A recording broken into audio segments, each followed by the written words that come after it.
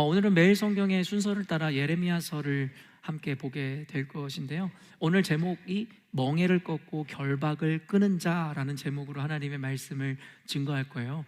여러분도 오늘 설교 제목을 들으시면서 어떤 상상 내지는 어떤 예상을 하시는지요? 멍에를 꺾고 결박을 끄는 자. 보통은 멍에와 결박이라는 것이 갖고 있는 의미 자체가 부정적인 의미를 갖고 있다 보니 그것을 끄는 자들, 바로 우리를 이야기하는 것이고 교회를 이야기한다, 혹은 그 결박과 멍에를 끊어주신 예수님을 얘기하는 것은 아닌가라고 흔히 예상할 수 있으실 것 같은데요. 오늘 설교의 이 전개가 여러분의 예상과 같이 흘러가는지 여러분 한번 설교를 잘 따라오셨으면 좋겠습니다.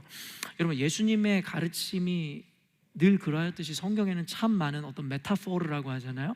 비유와 그리고 이런 은유들이 많이 등장하게 됩니다. 하나님께서 성경을 우리에게 주실 때에는 우리들에게 그 구원의 도를 전하고 하나님께서 우리들에게 많은 지식과 교훈들을 주시기 위해서 우리에게 성경을 허락한 것일 것인데, 어찌 보면은 쉽고 직설적으로 말씀을 풀어놓으시면 그 목적에 더 부합될 것 같은데, 본이 은유라든가 비유를 많이 사용하셨음이 우리를 좀 의아하게 할 수가 있는 것 같아요. 우리가 여러분 선지서를 잘 읽지 않잖아요. 이사야서라든가 예레미야서. 우리가 읽지 않는 여러 이유 중에 하나가 무엇일까요? 내용 자체가 일단 우리가 원하는 내용이 아니잖아요.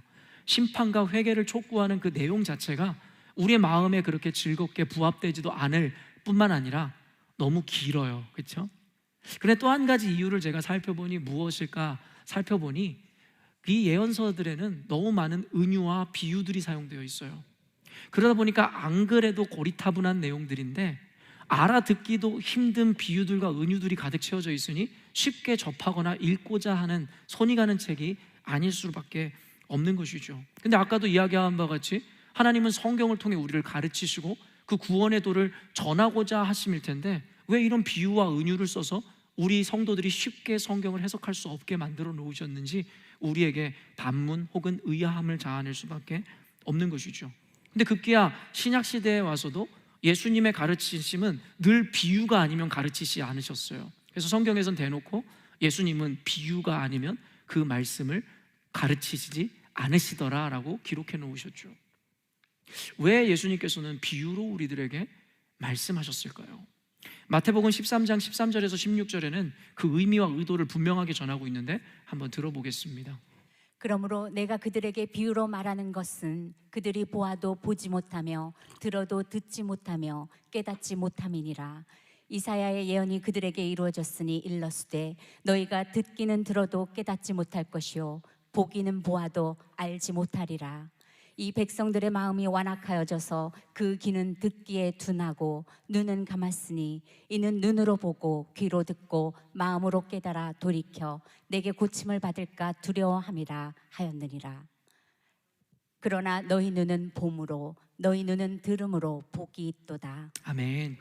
사실은 여러분, 우리가 수사학적인 개념 안에서 이 레토릭으로 살펴보면요, 이 비유라는 수사학적인 기법을 통해서 믿는 우리로 하여금 하나님의 말씀이 더욱더 가슴에 잊혀지지 않고 새겨지게 하는 어떤 레토릭을 사용했다라고 여러분들에게 이야기했죠. 예수님께서는 수사학의 귀재셨어요. 그래서 우리들에게 어떻게 말씀해 주셔야 우리가 뇌리에서 사라지지 않고 가슴 속에 그 말씀을 담을 수 있는지를 아셔서 이 비유법을 사용하셨다. 이것이 바로 수사학적인 의미에서 예수님이 비유를 사용하신 이 의미라고 우리가 살펴볼 수 있을 거예요. 그러나 마태복음 말씀에 예수님이 말씀하시는 것을 기점으로 더 본질적인 의미를 본다면, 어차피 저들은 내가 말하여도 보여주어도 보지 않을 것이고 듣지 않을 것이고 믿지 않을 것이다라는 팩트를 이야기하시죠. 여러분, 그러면서 사실은 더 우리를 놀랍게 하는 일이 무엇이냐면, 도리어 나중에 이 끝으로 가서 보면 눈으로 보고 귀로 듣고 마음으로 깨달아 돌이켜 내게 고침을 받을까 두려워함이라 하였느니라. 이 이야기는 우리를 너무 의아하게 만드는 거죠. 예수님은 우리 모두를 치료하시고 구원하시고 고치기 원하여서 우리에게 오셨고 말씀을 전해주신 것 아닙니까? 근데 오늘 말씀의 문맥을 보니 내가 너희들에게 비유로 은유로 내 말씀을 증거하고 전함은 이것을 보아도 듣고도 결국에는 깨닫지 못하게 하려 하십니다라는 그 의도를 이야기하는 거죠. 도리어 내가 택하지 않은 자들이 이 말씀을 듣고 깨달아 회개할까 두려워하노라고 주님의 그 의도를 이야기하더라는 것이죠. 오늘날의 세속주의적이고 인본주의에 빠져있는 우리들은 예수님의 이 말씀을 이해할 수가 없는 거죠. 성경에서는요, 이 세속의 의미와 인본주의적인 관점으로는 전혀 이해하거나 해석할 수 없는 말들이 너무나 많아요. 근데 오늘날의 성도들이 속고 있는 것이 무엇입니까? 모든 분들이 그렇지 않지만 오늘날의 목회자들이라든가 말씀을 전하는 설교자들이 결국 우리가 상식적으로 이해할 수 없는 말씀은 뒤로 밀어놓은 채 우리가 귀로 듣기에 달콤하고 우리의 상식으로 받아들일 수 있는 말씀만을 결국엔 해석해서 우리들에게 전하고 있다는 것이죠. 그러나 제가 늘 여러분에게 이야기하지만 저는 여러분에게 말씀의 순서대로 성경에 있는 그대로를 전하지만 성경에서는 우리의 1차원적이고 육적인 생각으로는 이해하거나 받아낼 수 없는 개념들로 가득가득 채워진 책입니다. 그렇기 때문에 우리는 먼저 하나님 앞에 나아가기 이전에 우리의 상식을 내려놓고 하나님의 말씀의 기준을 통해 성경을 읽을 수 있는 눈이 있어야 된다고 여러분에게 늘 이야기하고 있는 것이죠. 여러분, 언젠가도 이야기했지만 장로교 신학, 대한민국의 대부분의 이 교단은 장로교인데요, 장로교의 신학의 기틀을 놓는 여러분 존 칼빈이 이야기하는 것에 있어서 가장 중요한 신학적 개념이 뭐라 그랬어요? 하나님의 절대 주권이라 이야기했고, 다시 한번 이야기하지만 그 주권의 개념에는 하나님의 예정론이라는 것이 있어요. 그리고 그 예정론이라는 것에 있는 핵심 개념이 무엇이냐면 바로 선택과 유기라는 개념입니다. 여러분이 혹시 장로교 교인이라고 이야기한다면 여러분은 필수적으로 이 개념을 받아들였다라는 고백을 하는 것이에요. 너무나도 안타깝게도 근데 오늘날에 말만 교단을 걸어놓았을 뿐이지 그 교단에서 가장 강력하고 중요한 핵심 교리이고 사상이라고 이야기하는 것을 전혀 가르치지 않죠. 왜요? 아까도 이야기했지만 우리의 인본적인 마음과 부합되지 않는 거죠. 내가 아는 하나님이라면, 내가 아는 예수님이라면 모든 죄인을 용서하시고 모든 자들을 수용하시고 모든 자들을 용서하셔서 모든 이들을 구원시키시는 분이셔야만 하는 것이죠. 성경에서 그렇게 이야기하는 것이 아니라 지금까지 우리가 원하고 바라는 것이 그와 같은 예수님이었을 뿐인 거죠. 그래서 성경은 곳곳에서 뭐라고 이야기합니까? 나는 내가 택한 나의 백성에게 관심이 있고 내가 부른 자들을 구원하기를 원하는 것이지 하나님께서 거른 자들, 즉 하나님이 택하지 않은 자들에게 그 십자가의 은혜를 허락하심이 아니다라고 분명히 이야기하죠. 오늘 이와 같은 개념을 듣는 분이 처음이신 분이어서 충격받는 분들이라면 여러분 걱정하지 않으셔도 됩니다. 이것은 모든 목회자들이 신학교에서 배우는 가장 본질적이고 기초적인 신학적 내용입니다. 그런데 우리는 모르고 있죠. 왜요? 어쩌면 예수님께서 말씀하신 바와 같아요. 보고 싶은 것을 보고 듣고 싶은 것만 들을 뿐, 가르쳐 주어도 듣지 않고 보여주어도 보지 않으려는 그 세대들과 다를 바가 없다라는 것입니다. 하지만 팩트는 이것입니다. 하나님께서는 도리어 유기된 자들, 당신께서 택하지 않은 자들이 그 말씀을 보고 회개하여 돌아올까 두려워하여 그들의 눈을 가리기도 하고 그리고 말씀을 비유로 풀어내었다라고 그 의도를 이야기하죠. 신약뿐만 아니라 구약 성경에도 분명히 이 닫힌 말씀이라는 개념이 나옵니다. 하나님께서 말씀을 닫아버려 이방인들에게, 이것은 혈통적 이방인을 얘기하는 게 아닌 거 아시죠? 신학적 의미에서 하나님이 택하지 않은 백성들의 눈을 가리우게 하시기 위해서 하나님 말씀을 닫으셨다라는 개념이 나오죠.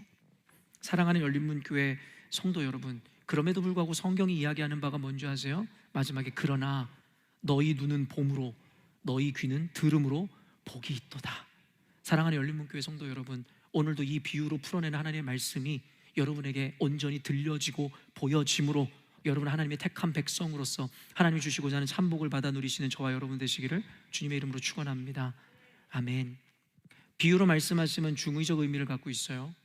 방금 이야기한 바와 같이 그들의 눈과 귀를 닫기 위함이기도 하지만 사랑하는 저와 여러분과 같은 하나님의 백성들에게는 그 말씀이 잊혀지지 않게 하기 위해서라는 것이죠. 오늘 본문에도 이와 같은 은유와 비유가 가득 채워져 있습니다. 그래서 우리가 성경적 기준과 온전한 인식을 갖고 있지 못하면 오늘의 본문이 전혀 해석되지 않을 것입니다. 어제 오늘 말씀을 통해서 변질되어 버린 이스라엘을 은유적으로 표현하고 설명하고 있는 본문이 계속 이어지고 있습니다. 어제 토요소백 예배부터 말씀이 계속 동일하게 이어지고 있는데요, 오늘 본문에는 이스라엘 백성들이 결국에는 갈 때까지 가서 우상 숭배자로 전락해버리고, 오늘 매일 성경의 해설자가 제목 삼은 것처럼 우상 중독에 빠져서 더 이상 돌아올 수 없을 지경에 빠져 있는 이스라엘의 타락을 그리고 있습니다.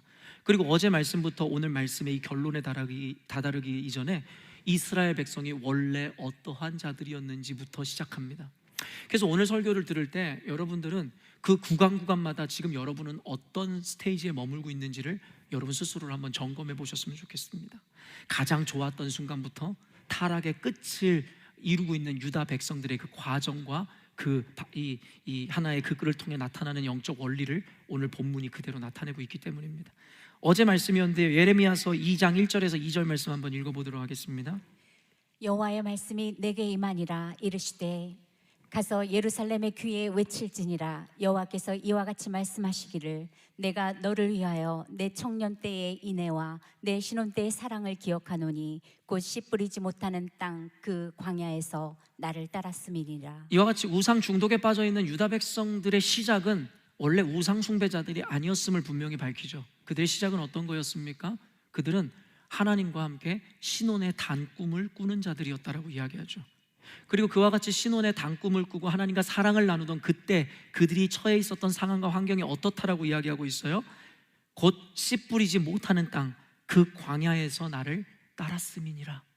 여러분, 이것은 너무나 아이러닉이에요. 무슨 말이냐면 씨를 뿌려도 씨가 나지 못하는 척박하고 메마른 죽음의 땅이었던 광야에서 도리어 하나님과의 사랑은 싹트고 꽃피웠다라고 성경에서 이야기하고 있다라는 것이죠. 여러분, 신앙인으로서 우리는 잘 생각해 봐야 합니다. 여러분, 우리는 늘 좋은 것, 부한 것, 성공하는 것을 지향하고 소망합니다. 여기서 누가 가난하고 싶습니까? 누가 여러분 좋은 대학 가고 싶지 않은 사람이 있겠어요? 좋은 직장, 성공과 명예를 누리고 싶지 않은 사람이 어디 있겠냐라는 거예요.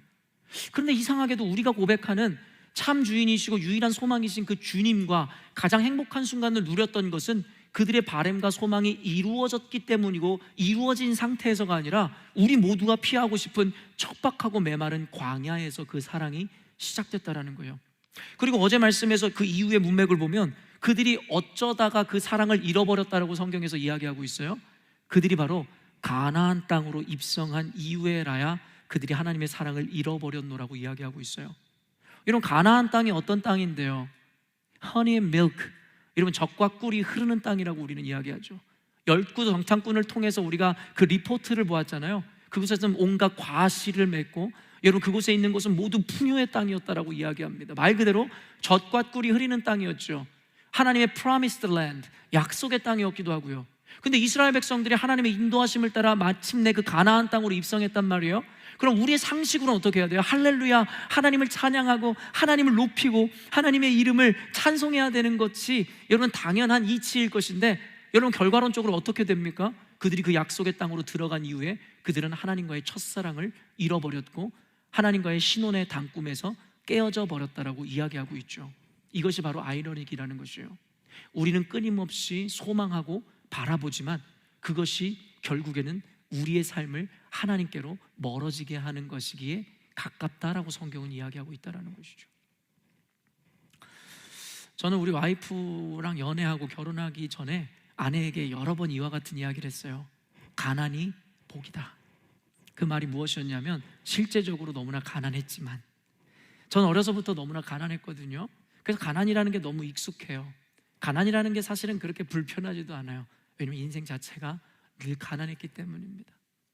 그래서 저는 아내에게 해줄 수 있는 것도 없었지만 아내에게 진정한 의미에서 이렇게 고백했었어요. 여보, 그때는 연애할 때였고 신혼이었으니까 여보라고도 했겠지만, 당신과 함께 신혼의 살림을 차리게 되면 나는 월세 방 한 칸에서, 지하 방 한 칸에서 시작하고 싶다라고 이야기했어요. 그리고 그것이 복일 것이다 라고 이야기했죠. 그러면서 당신과 내가 열심히 일해서 돈을 모아 방을 한 칸 늘려가고 월세에서 전세로, 그리고 전세에서 나중에 내 집을 마련하는 그런 순간들이 온다면 우리는 그 안에서 소소하고 즐거운 행복을 느낄 수 있을 거야. 그렇기 때문에 하나님께서 우리에게 한 번 해주시지 않으면 우리에게 도리어 복이야 라고 이야기했었던 기억이 있어요. 그런데 여러분, 말 조심하셔야 되는 게, 진짜 이렇게 이야기해서 그런지 제 인생이 정말 그런 어려움에서부터 차곡차곡 이렇게 진행돼 가는 것을 보게 되죠. 여러분, 애초에 우리에게 큰 부와 명성이 주어졌다면 그것이 과연 행복일까요? 저는 제 아내와 정말 어렵게 퍼스에서 공부했었던 시절이 기억이 나요. 그때 당시에 정말 돈이 너무 없어서 한 달에 한 번 외식을 할 수 있는데 그 외식이 뭐였냐면, 지금은 여러분은 혹은 어떤 분들은 좀 극단적으로 얘기하면 조도 안 먹는 서브웨이를, 그게 우리의 유일한 한 달에 한 번의 외식이었어요. 그리고 그 풀롱을 시킬 수도 없어가지고 하프 인치를 시켜가지고 그걸 반으로 쪼개 먹는 것이 우리의 유일한 외식이었고 행복이었어요. 그러면서 아내랑 너무 맛있다고, 그리고 아내랑 김치 살 돈이 없었어요. 그래서 여러분, 이 오이지를 한국마트에 사가지고 그 오이지를 아내가 꽉 짜서 버무리면 여러분 그것을 먹는 게 그렇게 행복했었어요. 김치를 사 먹을 돈은 없었지만 그 오이지 하나의 행복. 근데 지금은 어때요? 와이프가 오이지를 내놓으면 저한테 혼나죠. 당신 차릴 게 이렇게 없어라고 이야기하죠. 달라진 게 무엇일까요? 이제는 오이지를 먹지 않아도 김치를 사 먹을 수 있는 삶이 되었어요. 그런데 여러분, 그때와 지금이랑 언제가 더 행복하고 어느 순간에 더 사랑을 서로 느끼냐고 묻는다면 저는 정말 당연하게 그때 순간이었다라고 이야기할 수 있어요. 그때보다 훨씬 나은 인생을 살고 있거든요. 근데 그때보다 더 아내를 사랑하고 서로가 애틋하며 더 감사를 깨닫고 있느냐라고 묻는다면 저는 그렇지 않다라고 이야기할 것 같아요. 그때는 작은 것에 소소한 행복을 느꼈는데 이제는 그런 행복 따위가 없는 것 같아요. 웬만한 것만으로는 이제는 만족이 되지 않아요. 그런 의미에서 하나님과 우리의 관계를 살펴볼까요? 과연 무엇이 행복이고 무엇이 하나님을 더 가까이 할 수 있는 것입니까? 여러분, 아까 찬양으로 주님만이 우리의 유일한 소망이요 나의 전부라고 이야기했습니다. 여러분, 정말이십니까? 모든 것을 잃어도 주님이 여러분과 함께 하신다면 그것이 천국이라는 고백을 할 수 있는 여러분이십니까? 그런데 여러분이 지향하고 쫓고 있는 그 부와 성공과 윤택한 삶이라는 것이 과연 하나님과의 그 사랑을 유지하고 더 깊이 가져갈 수 있는 조건인지에 대해서 저는 잘 모르겠습니다. 도리어 성경에서 경고하고 있듯이 낙타가 바늘길을 통과하는 것만큼이나 부자가 천국에 들어가는 것은 어렵다라는 것처럼 우리가 원하고 바라는 그 삶이 하나님을 가까이 하기는 도리어 하나님께 멀게 하는 환경이고 조건일 확률이 더 높습니다. 이게 바로 하나님을 믿는 백성들이 하나님께로부터 멀어지는 하나의 일련의 과정입니다. 그러므로 오늘 설교의 시작부터 여러분 점검해 보세요.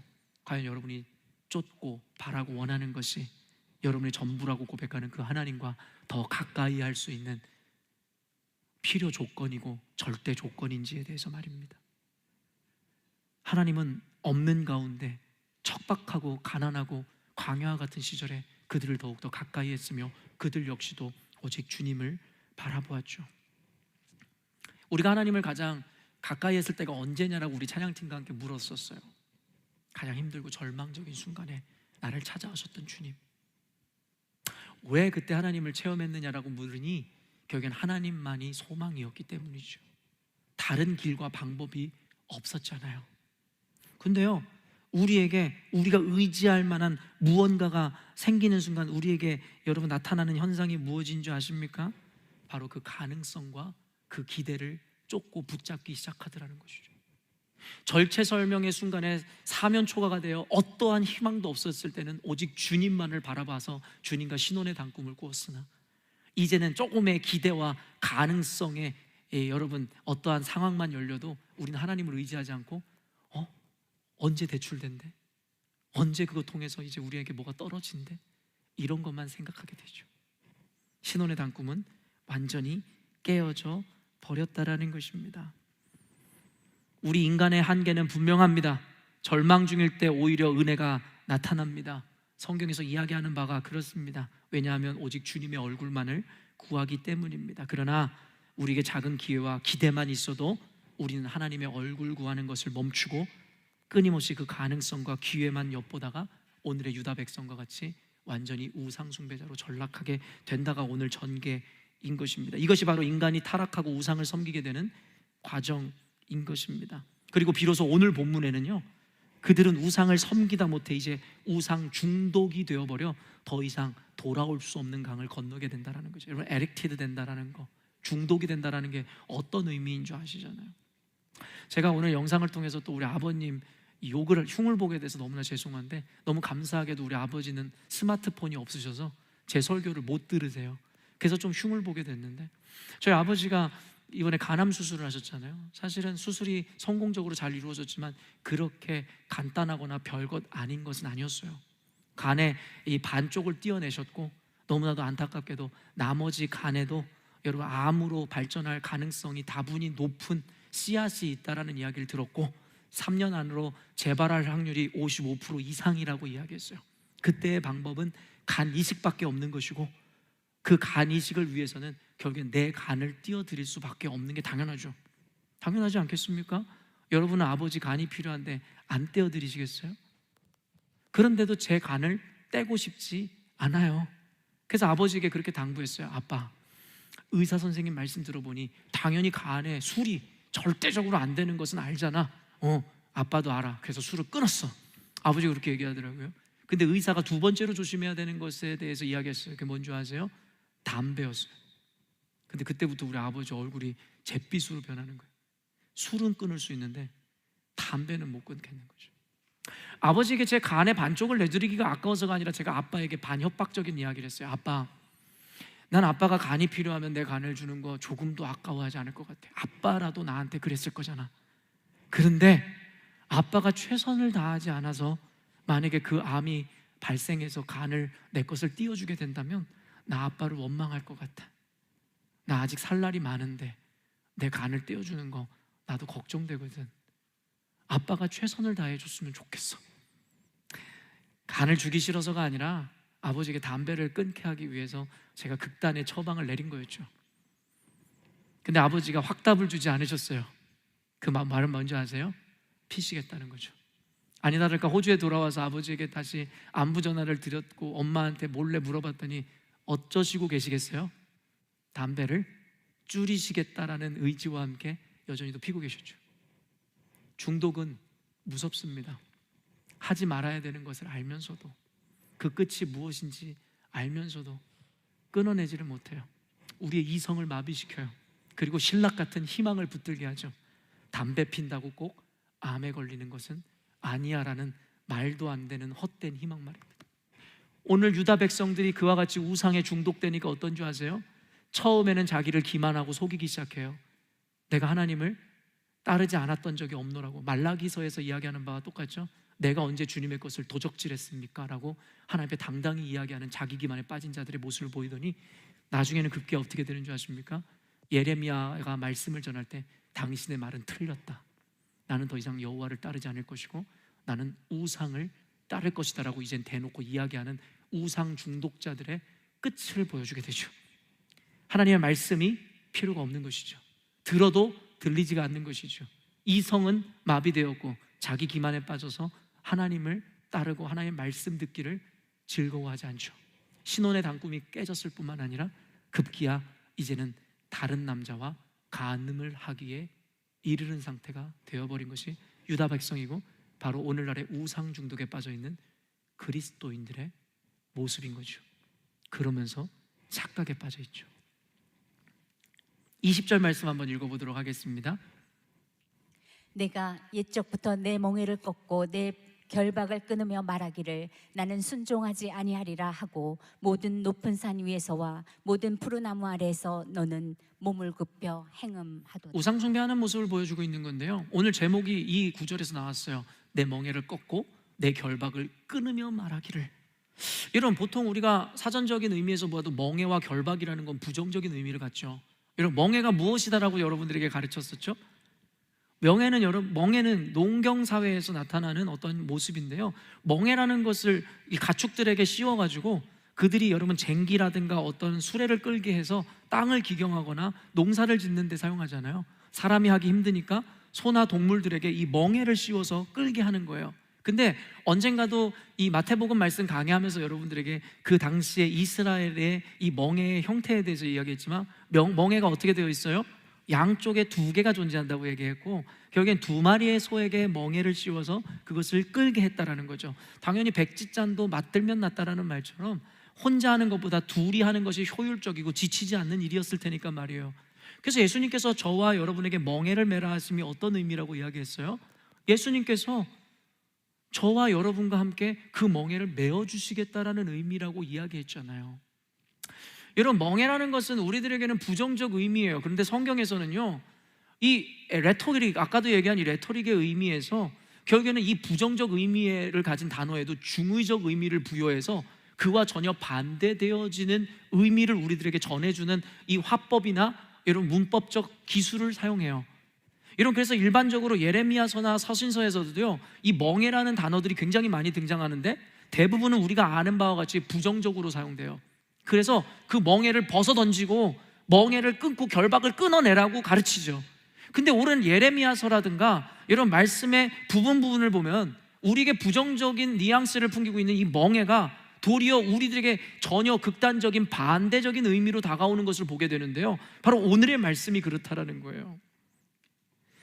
여러분, 이와 같이 멍에같이 중의적인 의미에서 쓰이는 이 표현들이 있는데 또 뭐가 있을까요? 성경에 보면 바로 종이라는 개념이 그래요.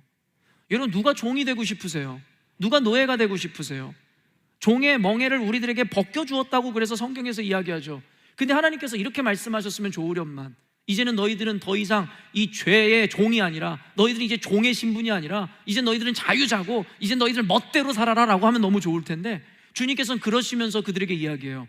너희들을 죄와 세상의 종에서부터 너희들을 탈출시키고 너희들을 풀어주고 해방하지만 너희들은 이제 그리스도의 종이 되라고 이야기하죠. 이것이 바로 종의 의미가 갖는 극단적인, 여러분, 아이러닉인 것이죠. 로마서 6장 16절에서 20절 말씀인데요, 시간 관계상 제가 빨리 읽어드리도록 하겠습니다.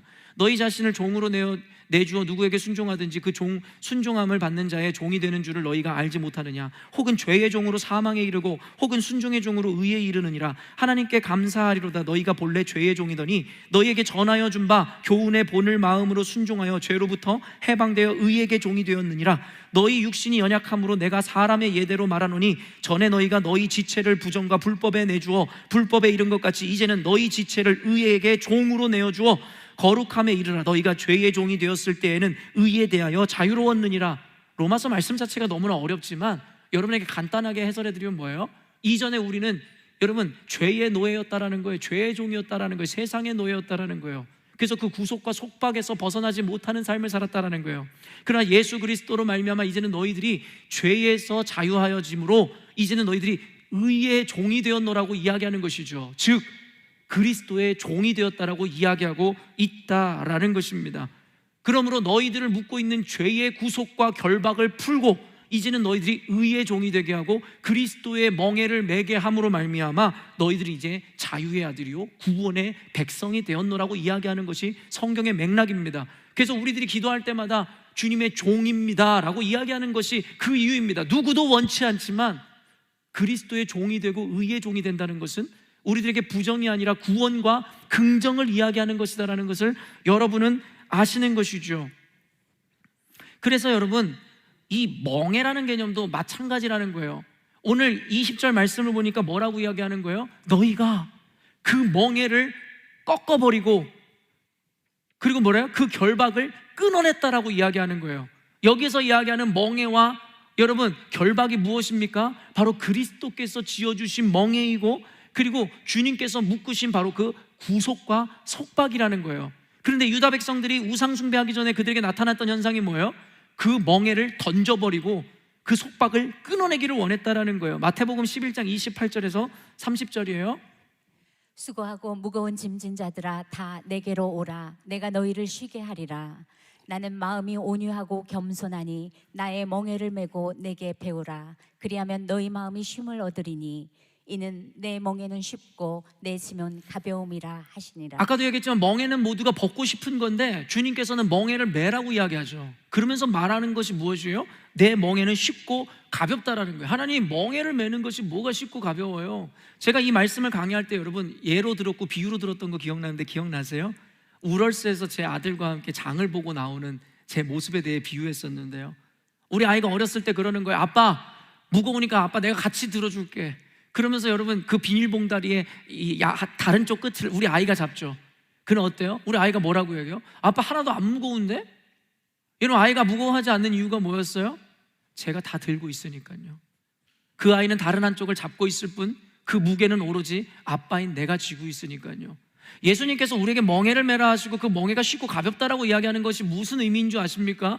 멍에를 둘이 같이 매지만 결국엔 그 멍에를 메고서는 수레를 끌고 있고 쟁기를 끄는 것은 내가 아니라 하나님께서 대신 지어준다라는 것이 멍에를 매라는 거예요. 그래서 그 멍에는 쉽다는 거예요. 그리스도의 종이 된다는 그 종론에 대해서도 얼마 전에 여러분에게 이야기했어요.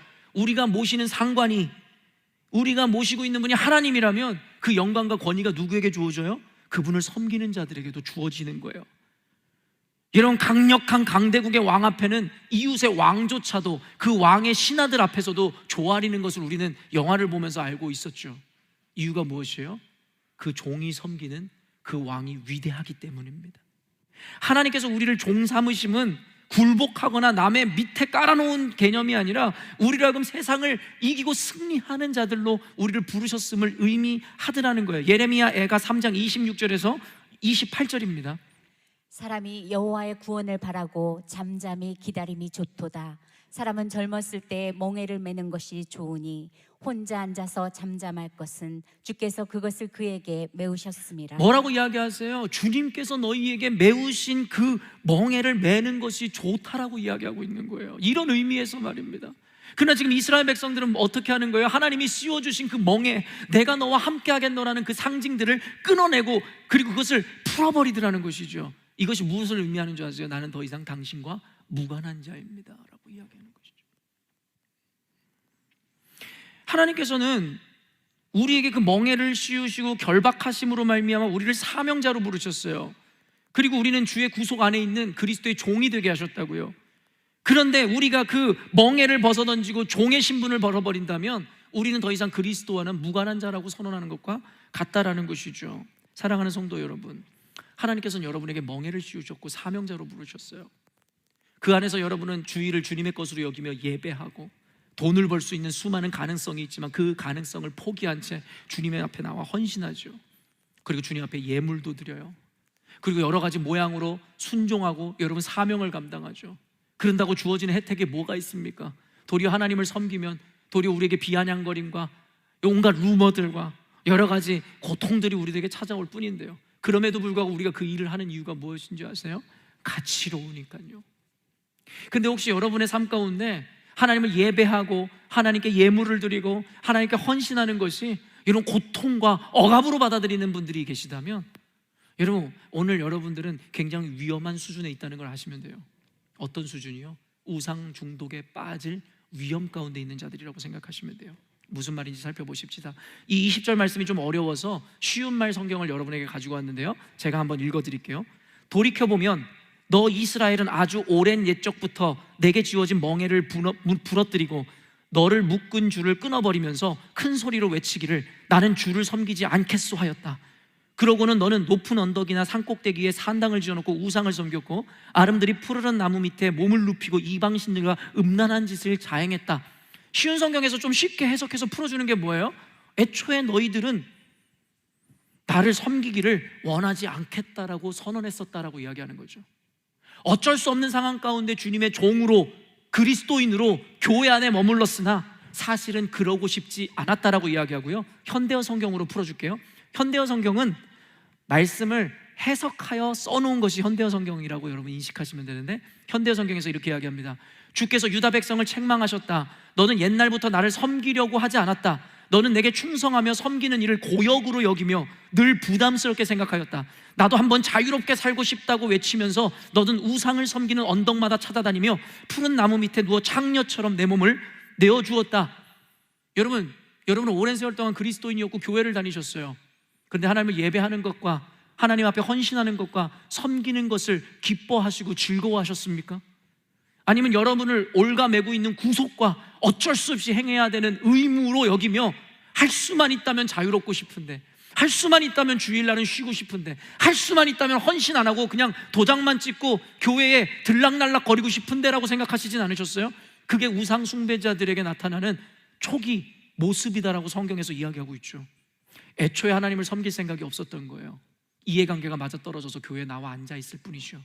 구원은 얻어야겠는데 예배는 드려야겠다라고 율법적으로 이야기하니 예배는 드리고 있었고, 자유로울 수만 있다면 언제든 뛰쳐나가고 싶었던 것이 우리들의 내면이지는 않았는지에 대해서 생각해 보라는 것이죠. 하나님은 이스라엘을 택하셨고 신부 삼아 주셨습니다. 그리고 종으로 불러주셨어요. 이것은 사망에서 생명으로, 억압과 구속으로부터 자유를 주시는 것이었어요. 그러나 그들은 그 은혜마저도 거부하였습니다. 자신이 누리는 혜택이나 은혜를 생각하기보다는 하나님의 법에 구속되는 것마저 고통이라고 생각했기 때문이죠. 이것이 인간의 악한 본성입니다. 즉 죄를 탐하는 마음이고, 그리고 이런 마음에는 결코 만족이 없습니다. 그저 불평과 불만뿐입니다. 이미 주어진 은혜에 대한 감사를 잊은 채 갖지 못한 것으로 인해 불만을 갖죠. 여러분, 첫 번째 죄가 누구를 통해 들어왔죠? 아담과 하와가 가지고 있었던 마음이 동일합니다. 여러분, 아담과 하와에게는 하나님께서 특권을 주셨어요. 어떤 은혜요? 세상의 모든 것을 만드시면서 그것을 다스리라고 했어요. 모든 것 위에 그를 주관자로 세우셨다고요. 근데 하나님께서 그들에게 딱 한 가지를 제안하셨어요.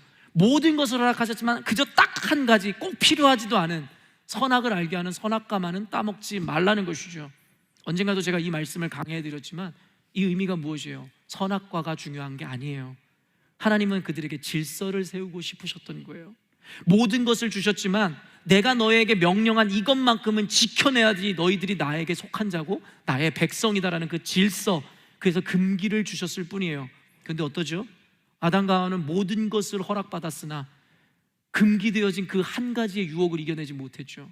하나님과 같이 되고 싶었어요. 그래서 그 질서를 어기고 무화과, 그 선악을 알게 하는 그 나무를 따먹었죠. 그리고 하나님께서는 그들을 심판하십니다.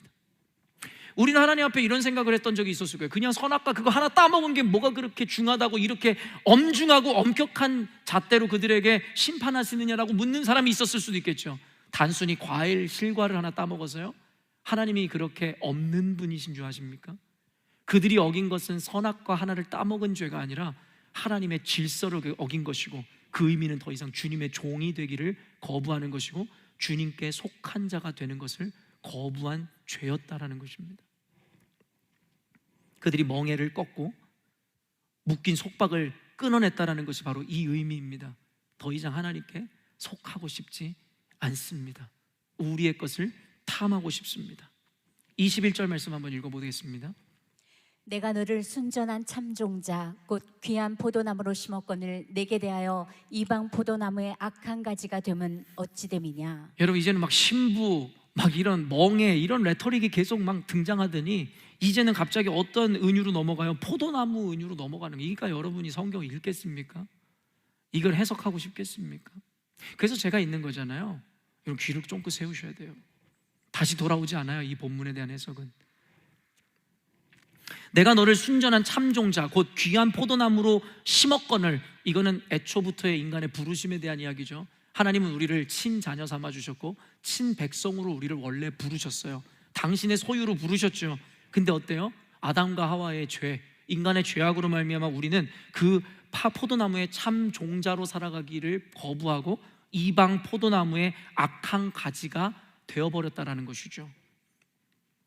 여러분, 근데 이 말씀을 여기서 끝내는 것이 아니라 신약 성경으로까지 이어지면서 계속해서 이 비유와 은유를 하나님께서 이용하셔서 우리에게 말씀을 전하시는데요, 그렇게 원래된 부르심을 잃어버리고 죄로 말미암아 타락하고 죄인된 우리를 구원하시기 위해서 누구를 보내주셨어요?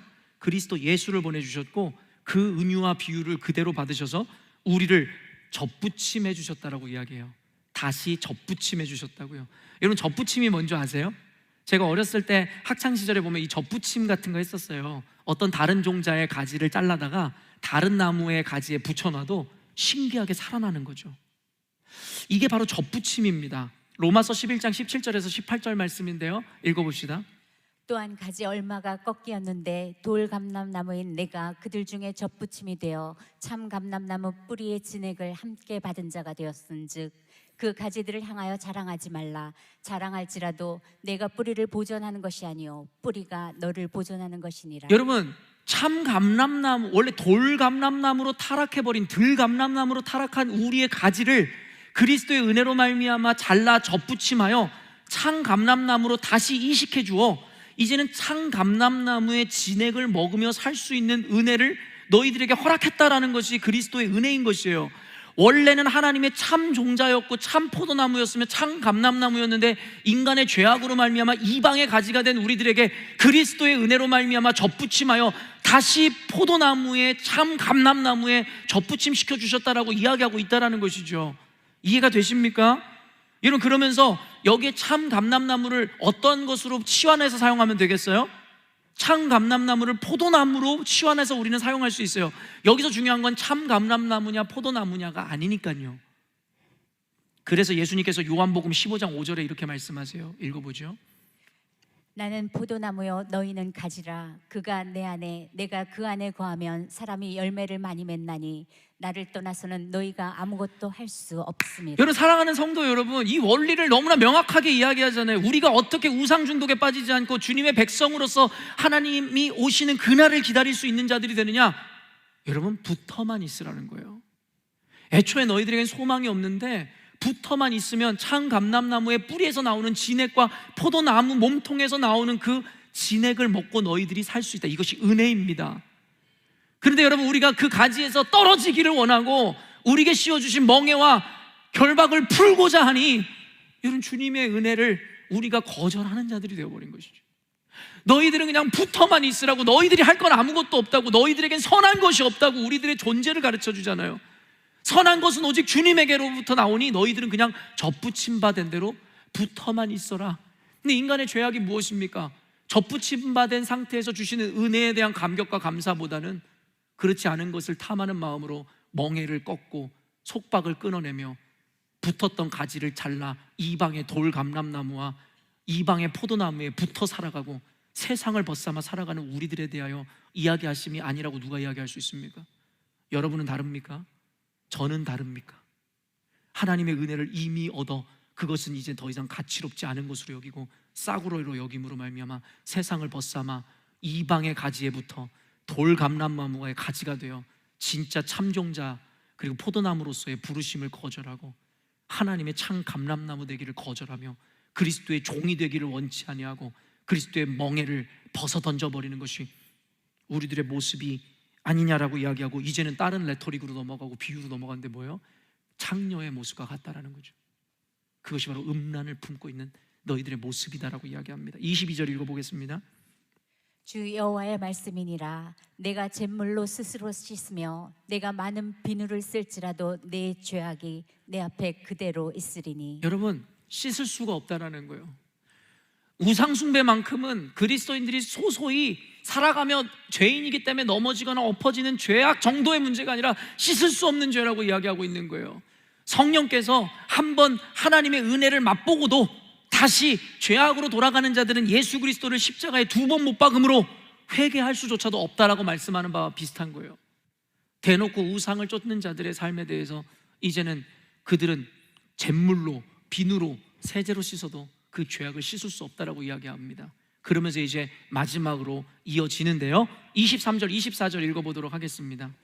내가 어찌 말하기를 나는 더럽혀지지 아니하였다, 바알들의 뒤를 따르지 아니하였다 하겠느냐.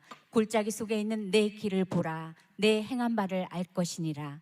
발이 빠른 암낙타가 그의 길을 어지러이 달리는 것과 같았습니다. 일단 여기까지 볼까요? 여기까지 보면요, 지금 뭐라고 이야기하고 있는 거예요? 나는 더럽혀지지 않았다. 자기 기만과 속임 가운데 있는 거죠. 나는 그런 적 없다. 나는 하나님을 떠난 적 없다. 하나님 종이 되게 거부한 적 없다. 바로 이것이 자기 기만과 착각의 수준이라는 것이죠. 자기는 아닌 것처럼. 그랬더니 뭐라고 이야기하는 줄 아세요? 너가 아니라고 하여봤자 너의 행태와 말과 행동으로 그 열매는 남아있다. 그 암나기가, 발이 빠른 암낙타가 그의 길을 어지러이 달리는 것과 같이 문란하며 발자국을 남기고 흔적을 남겨서 너가 아니라고 기만하고 속이고 착각해봤자 이미 너의 삶이, 너는 이미 나를 떠나고 더럽혀진 자라고 이야기하고 증명하고 있다라고 이야기하며 열매의 원리를 다시 상기시키죠. 그 다음이요, 24절. 너는 광야에 익숙한 들 암나기들이 그들의 성욕이 일어나므로 헐떡거림 같았도다. 그 발전기에 누가 그것을 막으리요. 그것을 찾는 것들이 수고하지 아니하고 그 발전기에 만나리라. 여러분, 너무나 적나라하게 드러내고 있지 않아요? 발정이 난 암나귀. 우리의 모습이 바로 발정난 암나귀 같다라는 게, 그 성욕을 주체하지 못함으로 말미암아 어느 곳에서나 성욕을 풀 수 있다면 아무 나귀에게 결국엔 자신을 내어주는. 여러분 여기 뭐라고 이야기해요? 그 발정기에 누가 그것을 막으리오? 그것을 찾는 것들이 수고하지 아니하고 그 발정기에 만나리라. 무슨 말인 줄 아세요? 너무 갈망하고 욕망하고 탐하는 것이 크니까 여러분 너무나 쉽게 그것에 노출되고 그것을 만나고 그것에 빠져든다라고 이야기하고 있는 거예요. 술과 마약에 여러분 너무나 탐하는 마음이 있으니까 그것을 구할 수 있는 방도들이나 방식을 너무나 쉽게 찾아낸다는 것과 똑같다는 것이죠. 우리의 마음의 열망이 주를 향하여 있지 않고 여러분 저와 같은 것을 탐하고 발정난 암나귀와 같이 헐떡거리고 있으니 우리는 세상을 벗삼고 세상으로 나아가 그 탐욕에 물들어 죄악된 삶을 살기가 너무나 쉽다라고 이야기하고 있는 거예요. 여러분 저 지금도 동물을 키울까 지금 되게 고민 많이 하는데요, 개를 우리 와이프가 너무 싫어해가지고 고양이라도 키우면 어떨까라는 생각을 해본 적이 있어요. 고양이는 굳이 산책도 안 시켜줘도 되고 똥오줌도 자기가 잘 가리니까. 그런데 제가 그것을 결정적으로 포기했었던 이유가 뭔지 아세요?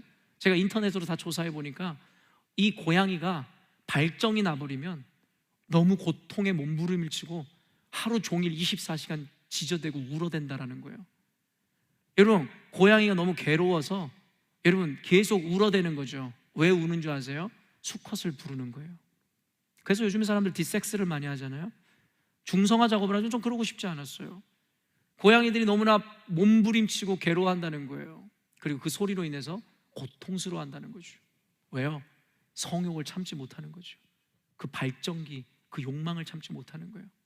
저와 여러분이 그래요. 하나님의 사랑을 입어놓고도 무엇이 진짜인지 옳은지를 알고 있으면서도 발정기에 접어든 암나귀와 같이 헐떡거리면서 세상과 타협하고 세상의 욕망을 찾아다니는 그와 같은 자들과 다를 바가 없다라는 것이죠. 그러니까 너무나 쉽게 우상숭배 그리고 스스로를 타협하고 스스로를 속이지요. 나는 그렇지 않다고. 최소한의 양심과 신앙이 남아 이와 같은 고백을 하지만 이와 같은 자들이 어떻게 되는지 아십니까? 결론적으로 이와 같습니다. 25절 말씀 읽습니다. 내가 또 말하기를 내 발을 제어하여 벗은발이 되게 하지 말며 목을 가라게 하지 말라 하였으나 오직 너는 말하기를 아니라 이는 헛된 말이라 내가 이방신들을 사랑하였은즉 그를 따라가겠노라 하도다. 여러분 자기 기만과 자기 속임 가운데 최소한의 양심을 지키고 있던 그들에게 예레미야가 하나님의 말씀을 한 번 더 전하니 이제는 급기야 이들의 태도가 어떤 줄 아십니까? 이제는 그만큼의 최소한의 양심과 신앙도 남아있지 않아요. 그 말씀은 틀렸다, 헛된 말이다 라고 이야기하면 내가 이제는 대놓고 이방신들을 사랑하였은즉 그를 따라가겠노라 라고 하며 우상 중독자의 최후를 보여줍니다. 이게 교회를 떠나는 자들, 하나님을 떠나는 자들, 교회에 나와 하나님의 말씀을 듣고 세례를 받고 그리스도인이라고 칭함을 받아놓고도 이제는 자신의 욕망과 자신의 수치와 자신의 바램을 이겨내지 못하고 헐떡거리는 암나귀와 같이 되어 붙어만 있으라 하였는데 그 붙어있음조차 포기하고 세상으로 나아가버리는 우상숭배 중독에 쩔어 타락하는 자들의 전형을 보여주는 말씀입니다. 말씀이 더 남아있지만 마치도록 하겠습니다. 죄의 결과에 대한 것인데 말해 무엇합니까? 제가 여러분을 협박하고자 하는 의도가 없거든요. 저는 여러분 목회를 하면서 이와 같은 생각이 분명히 있어요. 내 설득으로는 여러분이 변화되지 않는다라는 거. 저는 그냥 하나님의 말씀을 전할 뿐이에요. 있는 그대로. 왜냐하면 사람을 변화시키는 것은 오직 주님의 역할이니까요. 사람의 말과 지혜로 할 생각이 없습니다. 그래서 여러분을 설득하고자 하지도 않고 그렇기 때문에 전 타협하지 않아요. 그래서 눈치를 보질 않아요. 왜요? 어차피 제가 여러분에게 인기를 얻을 수도 없고 어차피 제가 여러분을 살릴 수도 없는 자이기 때문에 말입니다. 오늘 말씀을 듣고 귀 있는 자는 깨달으십시오. 오늘 비유를 이렇게까지 풀어주어도 듣지 못하는 자들이 되어 자신 기만에 빠져서 끝까지 살다가 우상숭배자 그리고 우상 중독에 빠지는 자가 되지를 않기를 바라는 마음 뿐입니다. 저는요 신앙생활이 왜 이렇게 어려운지 모르겠어요. 전 어려서부터 신앙생활을 해왔습니다. 한 번도 주님의 곁을 떠나본 적이 없고 주를 부정해 본 적이 없어요. 한 번도 실족해 본 적이 없어요. 왜냐면 너무 쉬워서요. 붙어만 있으면 되잖아요. 전 늘 교회에 붙어 있었어요. 하나님 말씀에 붙어 있었어요. 그러면 살더라고요. 위기는 있었어요. 괴로움도 있었어요. 고통도 있었어요. 죽음에 대한 위협도 있었어요. 근데 괜찮더라고요. 붙어만 있으니 교회가 나를 보호하고 하나님 말씀이 나를 보호하더라고요. 오늘날의 이민교회를 떠돌아다니는 분들 들어보십시오. 뭐가 그렇게 신앙생활이 어렵습니까? 그냥 말씀 듣고 예배 드리고 하나님 말씀 앞에 순종하고 헌신하고 맛있게 밥 지어서 먹고 교제하고 체육대회하고 제자 양육 받고 여러분, 그러면 된 거 아니에요? 그게 신앙생활 아닙니까? 근데 뭐가 그렇게 많은 의욕이 있고, 뭐가 많은 불만이 있고, 뭐가 많은 어려움이 있습니까? 신앙생활이 뭐가 어렵습니까? 전 이해가 되지 않아서 그래요. 우리 열린문교회 같이 좋은 교회 만났으면 그냥 말씀 듣고 순종하고 밥 지어 먹고 같이 체육대회하고 신방 가고 게임하고 즐겁게 서로를 보듬어 가고 그러면 되는 거 아니에요? 근데 뭔 신앙생활이 그렇게 어려워요? 뭘 그렇게 옮겨 다니세요? 뭘 그렇다고 부정과 불만이 많으세요? 전 이해가 안 돼요. 목사이기 이전에 성도로서 이해가 안 돼서 그래요. 사랑하는 성도 여러분, 붙어만 있으세요. 여러분이 할 수 있는 건 아무것도 없어요. 그냥 참 감람나무 그리고 포도나무, 그냥 좋은 교회에 붙어만 있으세요. 그러면 돼요. 그러면 돼요. 마지막으로 한 가지만 나누고 마치려고 합니다. 지난 수요일에 조하나 전사님 설교하면서 세종형제 자꾸 세종형제 이름을 들먹여서 죄송하지만 호주에 입국했었던 그 스토리가 계속 제 마음에 남았어요. 다 설명해 드릴 수 없지만 호주에 입국하는 날이 왔는데 알고 보니까 그 영주권이 익스파이어드 된지도 모르고 1년짜리를 끊어놓고 5년짜리 끊어놓은 줄 알고 안심하고 익스파이어드 된지도 몰라서 그 공항에서 여러분 막 안달복달 했었던 그 순간들을 이야기했어요. 그러면서 조하나 전사님이 그런 얘기 하셨어요. 호주 비자였으니 망정이지, 이것이 만약에 천국에 가는 하나님의 심판대 앞에서의 모습이었다면 어떻겠을까? 입국 심사장이 아니라 예수님이 오셨을 때 그 앞에서 자기는 천국 시민권을 가지고 있는 줄 알았는데 알고 보니까 익스파이어드 됐네. 그때 뭐라고 할 겁니까? 세종형제야, 관광비자든 다른 걸 통해서 들어왔으면 됐는데 성경의 내러티브를 보니 주님이 기다려주실 때는 무한히 기다려주시되 한 번 문이 닫혔을 때는 절대 하나님 열어주시는 일이 없다는데, 예수님이 다시 오셨을 때에 누구든지 나더러 주여 주여 하는 자마다 천국에 들어가는 것이 아니라 아버지의 뜻대로 하여야 천국에 들어간다는 그 말씀을 기억하게 될 날이 올 겁니다. 내가 주님을 잊은 적이 없는데 무슨 말이십니까? 할 때 주님께서 말씀하시죠. 내가 너가 누군지 도무지 알지 못하노라. 악하고 미련한 종아, 내게서 떠나가라. 우리는 지금까지 세종형제가 영주권이 익스파이어드 된지도 모르고 당당하게 영주권자인 줄 알고 살았던 것처럼